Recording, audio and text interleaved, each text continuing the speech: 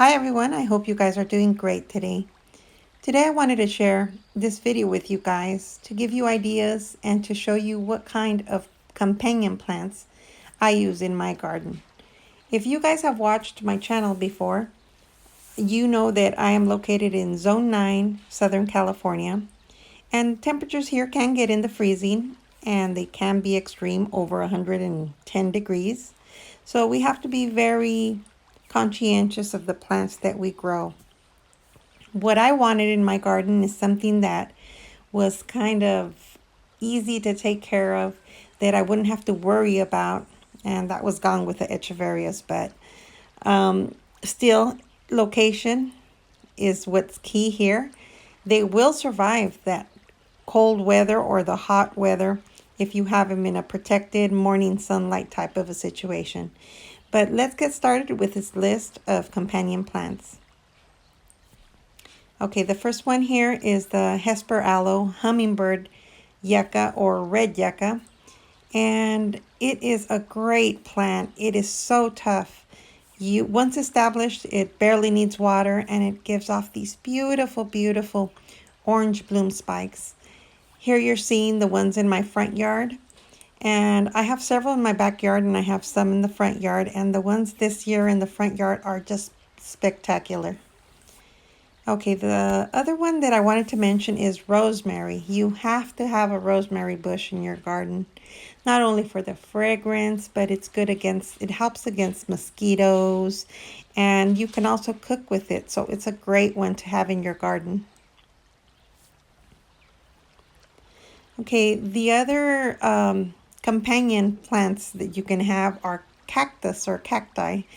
And these are beautiful, but you have to be a little bit cautious because some of them do have very sharp spines. So if you have pets or small children around, they might not be a good idea for you.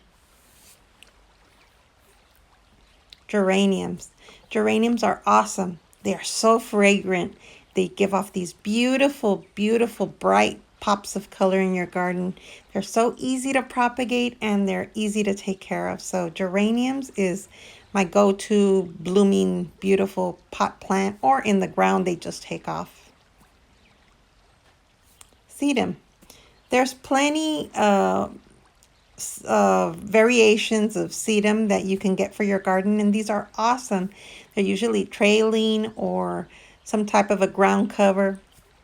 Most of them are perennials, so they come back every year, and they just are very pretty to have in your garden. Aloes. Aloes are so beautiful. They're so interesting, and for example, this is the medicinal aloe. And so they serve a purpose, and they're also very decorative and very tough. So you can add them to your garden bed or just as a specimen plant, and they just make a statement. Here you're seeing the coral aloe.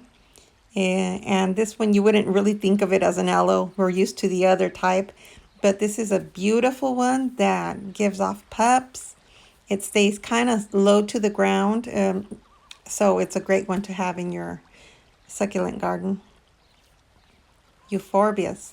Euphorbias are so interesting. Usually they come in different shapes and colors. The only thing you have to watch is remember that milky sap that they have can be toxic or poisonous. So other than that, they give off a great pop of color and interest to your garden. For example, this one, you would think it's a cactus, right? But it is a euphorbia. And it is just so interesting, so beautiful. And again, it just adds interest to your garden. Mexican salvia. This one, I bought it in a little pot a few years ago. And I didn't exactly know what I was going to do with it.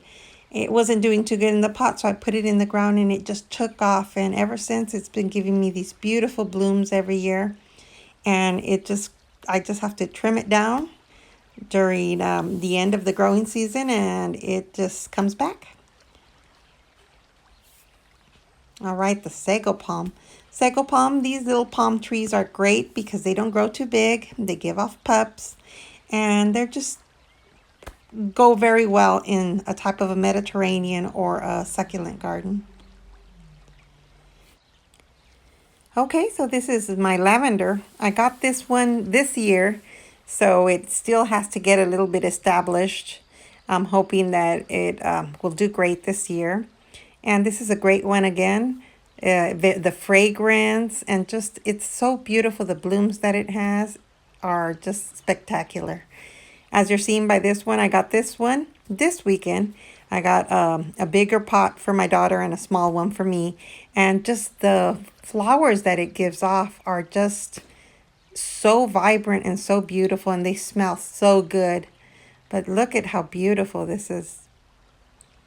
Yeah, so again, this is a great one to have in your succulent or water-wise garden, because once established, again, it's easy to care for.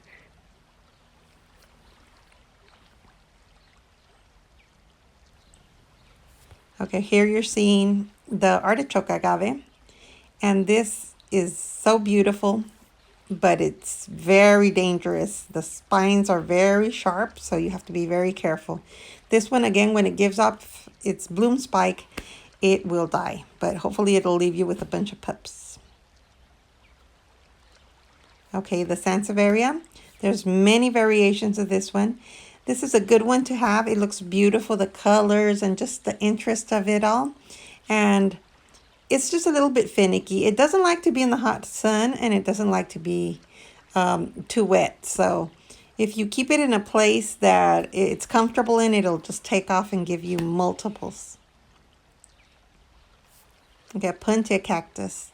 The Puntia is wonderful, especially this variation here, because we do harvest it to eat it. But there's many variations, but again, you have to consider the spines. It does have spines, so again, if you have pets or small children, this is one that you have to be very cautious about. Okay, last but not least is this beautiful silver dollar baby blue eucalyptus tree. And this one is gorgeous and just beautiful to have.